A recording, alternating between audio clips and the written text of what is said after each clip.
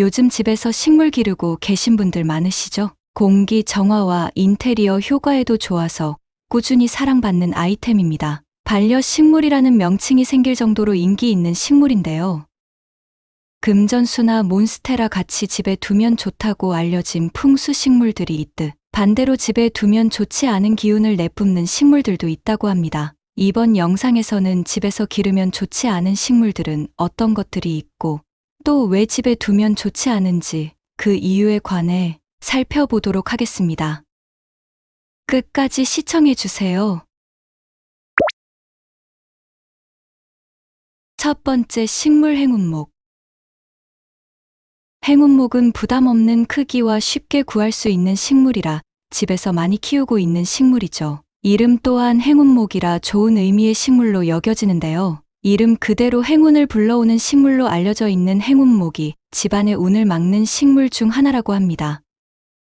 이 행운목이 풍수상 특히 좋지 않은 이유는 나무의 윗단이 잘려나간 상태로 키우게 되는 식물이라는 점입니다. 풍수 관점에서 나무의 위가 잘려나갔다는 것은 절단된 기운을 뜻합니다. 즉 위로 뻗어나가는 운이 단절되었기에 기운이 잘린 것으로 볼 수 있으며 돈을 모아 나간다는 의미와 반대되는 의미를 가지고 있다고 볼 수 있습니다.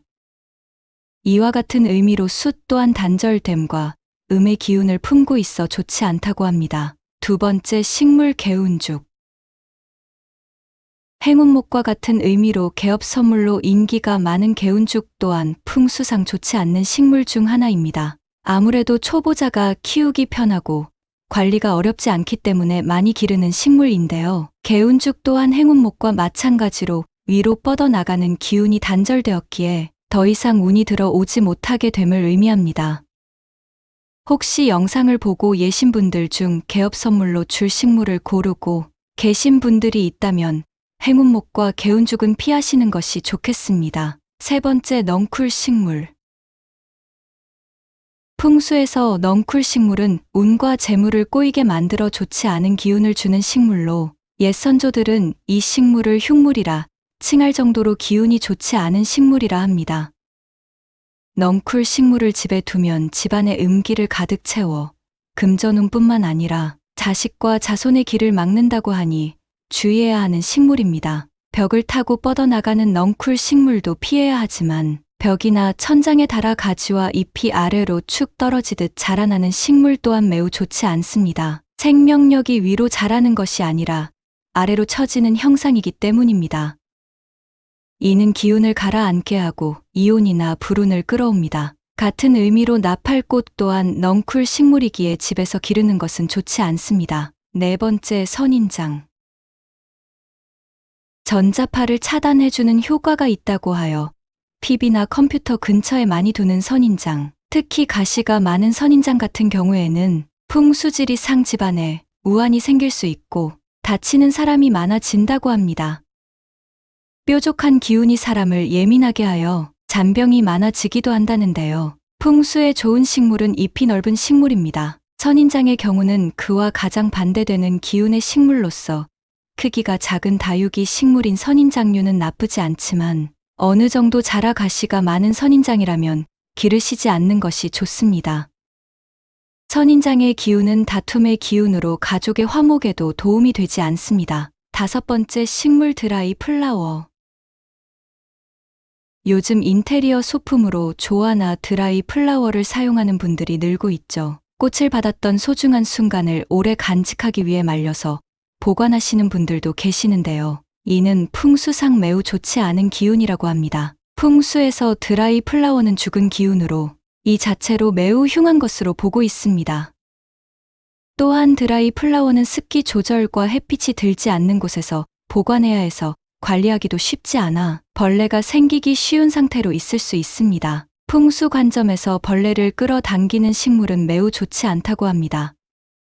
그리고 시든 꽃은 이미 죽은 꽃이므로 집에 두게 되면 사람이 크게 아프거나 좋았던 기운도 반대로 변한다고 하니 절대적으로 주의해야 합니다. 여섯 번째, 사람의 키보다 큰 식물. 집주인보다 키가 큰 식물은 집안의 기운을 상승하지 못하고 아래로 내려가게 하는 작용을 합니다. 식물의 키가 사람의 키보다 크다면 사람의 좋은 기운을 식물이 모두 빼앗아 금전 재물운에도 크게 영향을 미친다고 하니 키가 큰 식물을 집안에서 키우는 것은 피해야 합니다. 이는 한 식물에 국한된 것이 아닌 모든 식물에 포함되는 사항으로 꼭 주의해 주세요. 7번째, 스투키. 뾰족한 모양의 스투키, 독특한 디자인으로 인테리어에 관심이 있는 분들이라면 한 번쯤 관심 있게 보셨을 식물이죠. 잎이 뾰족한 게 특징인 스투키는 보통 개업 화분으로 많이 쓰는 식물입니다. 개업뿐만 아니라 사무실 공간에서도 많이 있는데요.